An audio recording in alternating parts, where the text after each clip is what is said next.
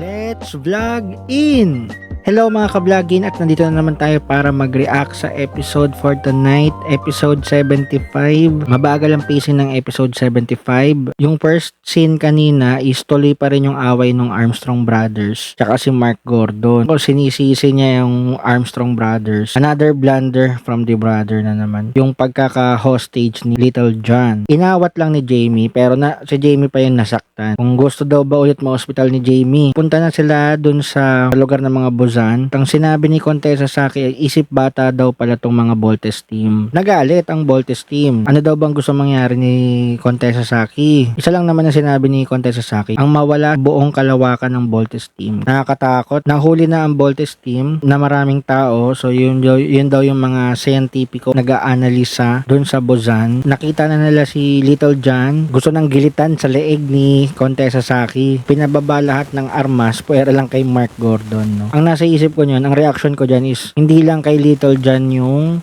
iniisip niya. Kasama na rin doon yung pagkagusto ni Steve kay Jamie. Matigas daw ang ulo ni Mark Gordon. Naging isang team pa rin sila.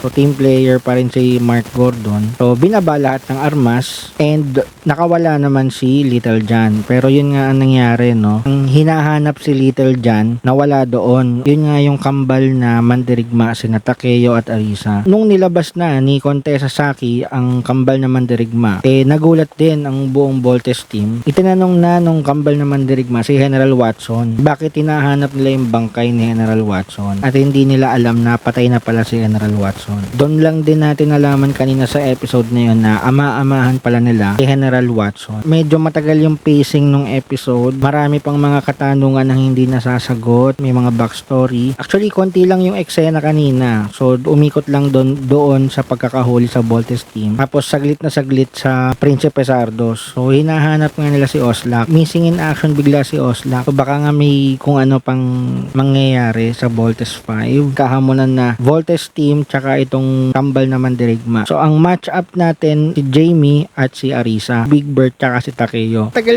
naka-post ng ganun lang. Tapos, wala pang nangyayari. Tapos, hindi mo alam kung bugbuga na ba kanina o sa Monday pa laban o kung maglalaban ba talaga. So, napakaraming hindi pa natin alam. Yun lang muna yung reaction natin for tonight's episode. Kapit lang, medyo nawalan ng action. Medyo mahaba yung kanilang nakakalata tuloy ng mga tao na parang pinapahaba yung Voltes 5 Legacy. Pero alam naman natin na marami pang mangyayari. Sana marami ng action next week. Hanggang episode 90 na lang ito. Muli, this is Jobert. Sama-sama tayong magre-react hanggang dulo. Let's vlog out!